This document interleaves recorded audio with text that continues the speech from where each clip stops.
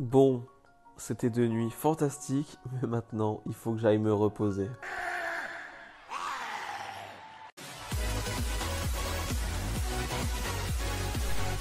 Et bonjour à tous, on se retrouve aujourd'hui pour le résultat de NXT TakeOver Stand and Deliver, nuit numéro 2.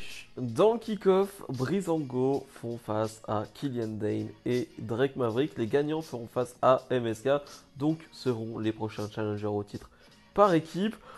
Bon, j'ai pas grand chose à dire sur le match, hein. C'est 10 minutes de combat ou quasiment, et c'est un match de weekly, et encore, franchement, il n'y a pas grand chose à dire comme je le dis, je vais pas m'attarder dessus, il y a juste qu'ils vont jouer un peu sur le fait que Breezango sont arrivés avec des habits de pirates, hein, dans cette semaine WrestleMania, où le thème est les bateaux de pirates, les pirates, tout ça.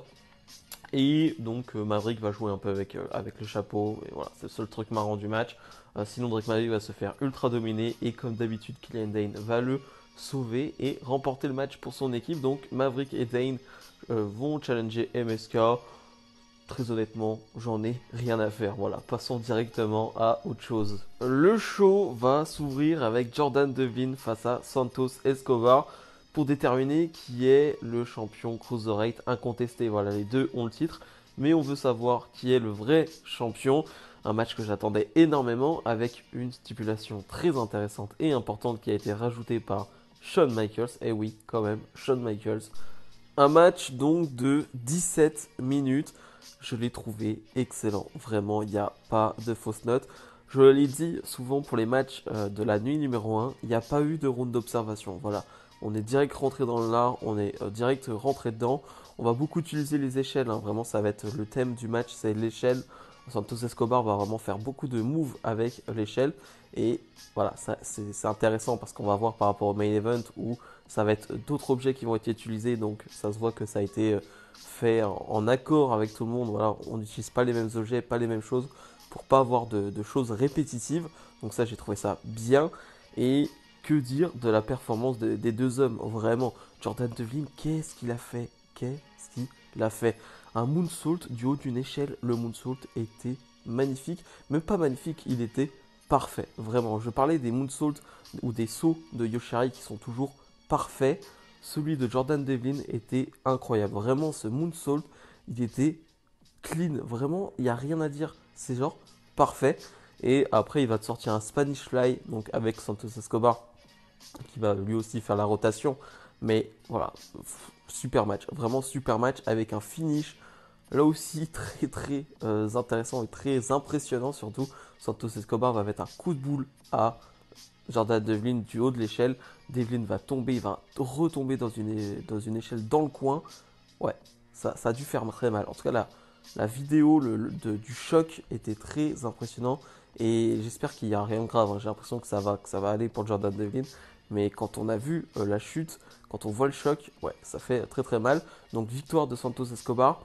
J'en ai vu un peu se plaindre parce que il y a des interventions de Legado del Fantasma. Alors je peux comprendre que ça peut se plaindre, hein, parce que oui, ça fait un peu chier, disons les termes, de voir des interventions dans ce type de match. Mais en même temps, bah, il est dans un clan. Donc si le clan ne l'aide pas, quel est l'intérêt du clan? Voilà, je suppose qu'il y aura, j'imagine qu'il y aura un match revanche. Ce serait pas mal, voilà, que les deux ne puissent pas intervenir. Comme ça, on aurait une revanche entre les deux. Mais dans tous les cas, c'était un superbe opener. Amber Moon et Shotzi Blackheart défendent leur titre par équipe face à The Way, donc composé de Candice LeRae et de Indy Hartwell. Match de 10 minutes.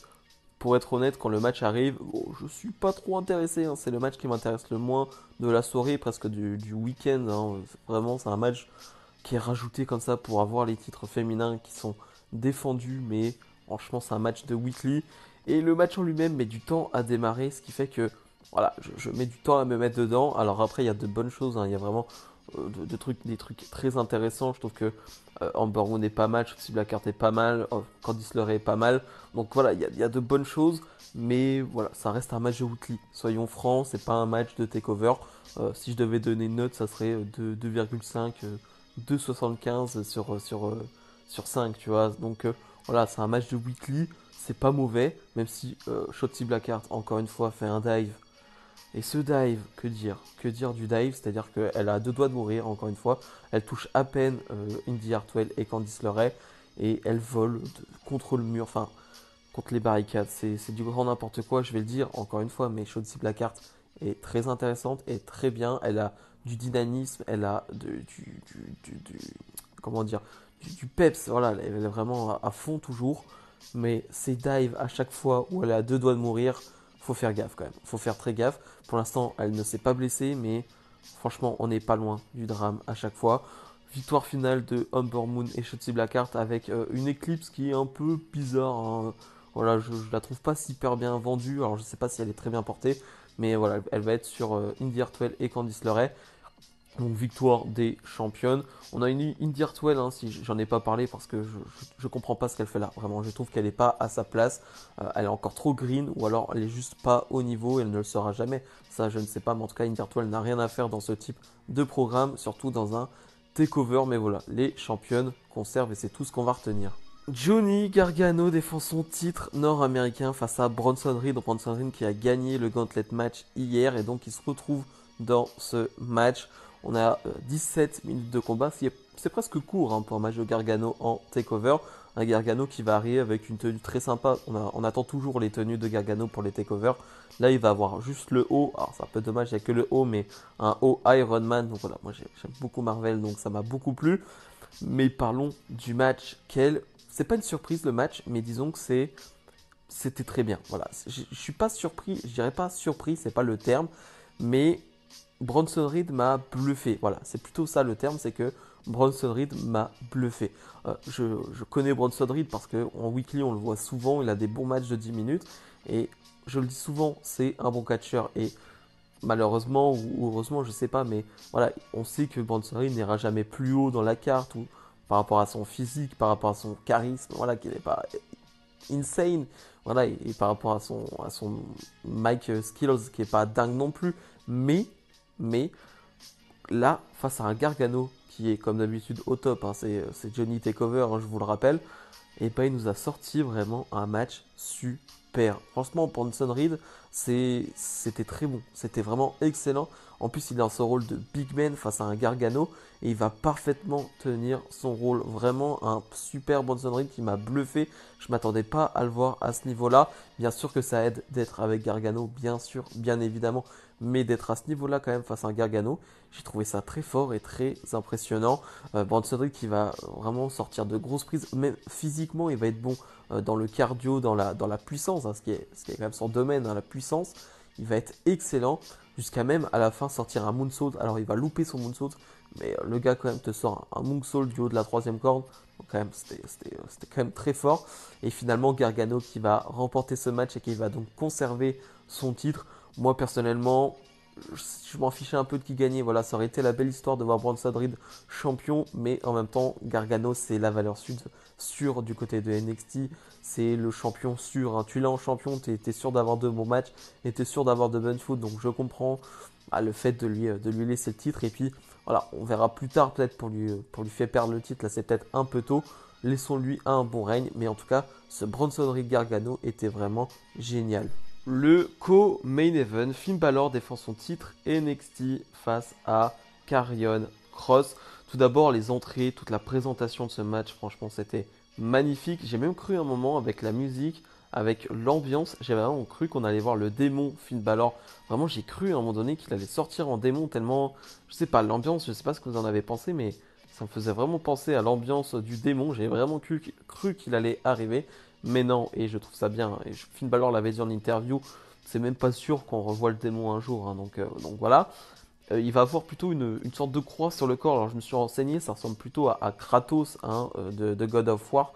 J'ai l'impression que ça ressemble à Kratos. En tout cas, c'est mon impression, hein. Dites-moi en commentaire ce que vous en dites.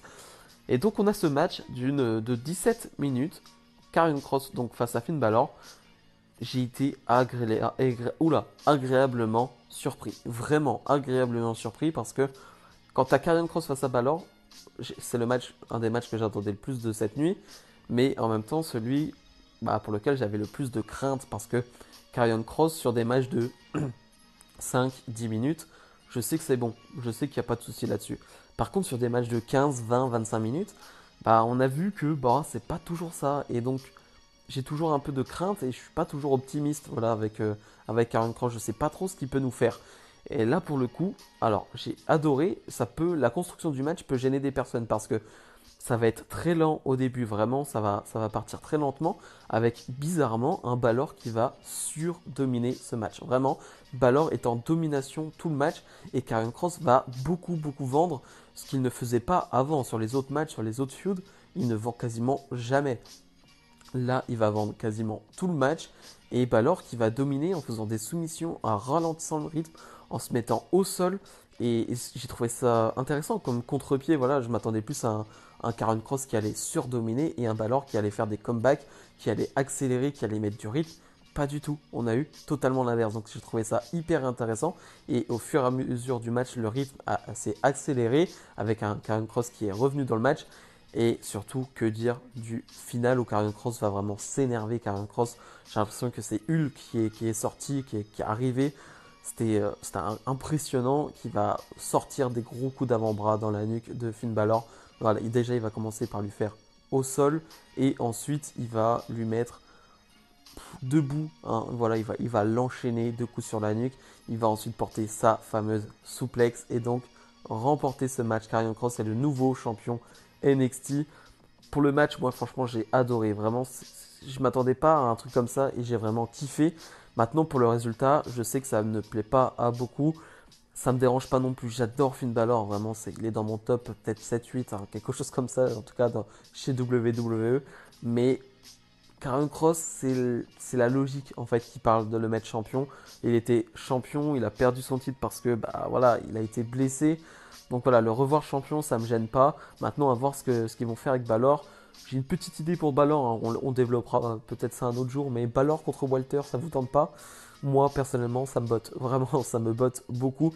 Mais bref, en tout cas, c'était vraiment un excellent match. J'ai passé un bon moment. Le main event, Adam Cole face à Kyle O'Reilly dans un match non sanctionné.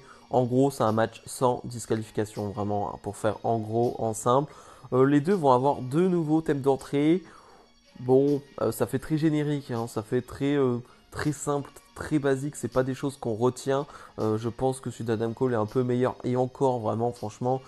Voilà, à voir dans les semaines prochaines, dans ce qui va arriver, si ça sera les mêmes thèmes, tout ça, si on va s'habituer à ce thème-là, mais pour le moment, un peu nostalgique du thème d'Undisputed Era, forcément, hein, ça on s'en doutait qu'on allait être nostalgique de ce thème fantastique, mais ouais, c'est vrai que ces 2 thèmes là pour l'instant sont pas au niveau. Bref, parlons du combat quand même. 40 minutes de combat ou quelque chose comme ça, je vous avoue que il était tard, j'étais KO.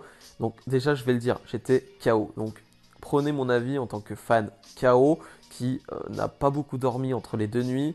Et là, ça va me faire du bien de me reposer parce que je vais pas me faire SmackDown Live en live, justement. Je vais pas me le faire en live, hein. Faut pas abuser. Donc voilà, prenez mon avis en tant que gars qui était fatigué. J'ai apprécié, vraiment, j'ai vraiment beaucoup aimé. Mais comme je le dis, je pense que si je me le refais, je pense que j'apprécierai encore plus. Parce que j'ai sûrement loupé des détails, ce genre de trucs. Que dire sinon de ce match, à part que c'était un enchaînement de spots. Voilà, le début de match m'a un peu surpris. Je m'attendais à plus de in-ring. Voilà, on va direct partir en dehors du ring avec des attaques avec des chaises. Hein, je parlais du ladder match qui va être beaucoup avec des échelles. Là, l'élément principal, c'est la chaise. Avec aussi, on va avoir une chaîne à un moment donné. Hein, voilà, mais l'élément principal, c'est la chaise. Donc j'ai bien aimé le fait qu'on ait pour un match une échelle. Là, c'est la chaise. Voilà, c'est des petits détails. Mais j'apprécie. Et oui, comme je le disais, j'aurais bien aimé avoir plus de in-ring, ou je sais pas si j'aurais bien aimé, mais en tout cas, je m'attendais plus à ça pour le début de match, plus du in-ring. Et non, ça va partir directement en bagarre, en coup de chaise, et en même temps, c'est un peu logique, c'est un match non sanctionné. Les deux se détestent, hein, la feud, elle est quand même magnifique. Je vois la promo, le packaging et tout, c'était magnifique, vraiment. La vidéo avant le match, c'était vraiment superbe. Une des meilleures vidéos qui a été faite ces dernières années. Mais sur le match, voilà, c'est un enchaînement de spots. Voilà, c'est un enchaînement de spots assez violent, assez dur à regarder des fois. Je pense à un coup de télévision, je pense à Adam Cole qui va... non, c'est Kyle O'Reilly qui va faire passer à travers la table Adam Cole avec une souplex, mais enfin la table ne va pas casser malheureusement. Pour Tony Storm, la table casse en 2 secondes, mais voilà, pour eux ça ne casse pas. Plus compliqué. Mais bref, en tout cas, voilà, c'est beaucoup de spots, beaucoup de choses. Donc, c'est un peu compliqué à juger. En fait, j'arrive pas à juger ce match parce que je le trouve bon, mais je sais pas le placer où dans le bon, dans le très bon, dans le excellent. Parce que je trouve que c'est un enchaînement de spots qui fonctionne très bien, mais je sais pas si j'arrive à avoir autre chose que ça. Tu vois, une vraie histoire, je sais pas trop. J'ai bien aimé aussi à un moment donné dans le match où les deux vont s'asseoir sur le ring et vont se regarder vraiment, et après vont s'enchaîner des droites, hein, bien évidemment. Mais j'ai bien aimé ce petit temps mort dans ce match. Et j'ai bien aimé aussi hein, quand les deux vont passer à travers l'une sur la rampe. Voilà, ils vont se jeter, enfin, vraiment une sorte de pas de spear, mais une sorte de spinebuster de la part de Kyle O'Reilly, non de Adam Cole. Et voilà, ils vont transpercer le sol. Et là, à partir de là, la fin de match, que dire, hein, Adam Cole qui a détruit l'arbitre parce qu'il est très bête. Adam Cole est très bête quand même parce que il va frapper l'arbitre au moment où il allait gagner le match. Ça, c'est pas très malin, donc il n'y aura plus d'arbitre pour faire le décompte. Et donc, cette fin de match où une chaîne va être utilisée, j'ai adoré à un moment donné une sorte de coup de la corde à linge avec la chaîne. Enfin, c'est quand même assez impressionnant, assez fou à voir. Et sur cette fin de match où Kyle O'Reilly va tout faire pour détruire Cole, il va le placer sur une chaise à l'envers. Et Riley va sauter du haut du coin du ring avec une chaîne sur son genou. Enfin, vraiment, tu peux pas faire plus barbare que ça, vraiment. Et Kyle O'Reilly va remporter ce match en détruisant Adam Cole. Le finish, j'adore. Vraiment, c'est la haine à l'état pur. C'est tout ce que j'aime. Je voulais voir ça. Je voulais voir cette haine. Et je voulais voir un des deux repartir en civière. Alors, c'est pour le kayfabe, hein, c'est du faux. Mais je voulais voir un des deux repartir en civière. Et c'est Adam Cole qui repart en civière. Et ça, j'aime bien aussi parce que donner une victoire à Kyle O'Reilly dans ce type de programme, bah, franchement, c'était pas gagné d'avance parce qu'Adam Cole est la grosse star. Et voir Kyle O'Reilly qui monte, qui monte, qui monte, mais gagner ce type de match, c'est le premier énorme match qu'il gagne, hein, Kyle O'Reilly. Et j'ai trouvé ça cool. Je trouve que c'était le bon choix. Je pense qu'Adam Cole va être absent un petit moment. Peut-être qu'il va aller à Raw SmackDown un jour, hein, je sais pas, mais je pense qu'il va être absent un petit moment. Et que O'Reilly peut peut-être challenger Karrion Kross maintenant pour nous donner un match sympa. Mais en tout cas, c'était un bon main event que j'ai peut-être pas apprécié, voilà, parce que, enfin, à son maximum, parce qu'il était tard et j'étais KO. Pour faire un bilan de cette nuit, je l'ai trouvé un peu moins bonne que la nuit numéro 1, mais la nuit numéro 1 était tellement fantastique que c'était compliqué quand même d'être à ce niveau-là.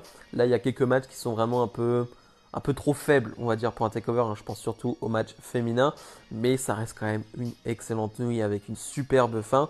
Et si je dois parler dans la globalité de ce NXT Takeover Stand and Deliver, fantastique. Et j'ai presque envie de dire comme d'habitude, et on s'habitue à l'excellentissime en fait. C'est tellement bon, on s'y habitue que je ne sais plus le juger, c'est-à-dire dans le excellent, dans le très bon, dans le fantastique. Je ne sais plus trop où le mettre, mais c'est toujours quand même très bon NXT et Takeover et ça fait plaisir. Voilà, là on commence cette semaine WrestleMania de la meilleure des manières. Vraiment, j'ai passé 2 superbes nuits. Maintenant, il fallait se reposer. Voilà, vous voyez, de toute façon, dans ma manière de parler, je bégaye beaucoup plus, même si je bégaye assez souvent. Mais mon ton de voix et ma voix est assez grave. Hein. Il faut que j'aille me reposer maintenant parce que je suis totalement KO. Voilà, j'espère que vous avez aimé cette vidéo, que vous avez aimé ces 2 vidéos sur NXT TakeOver et que voilà, que ce show vous a plu. En tout cas, je l'espère.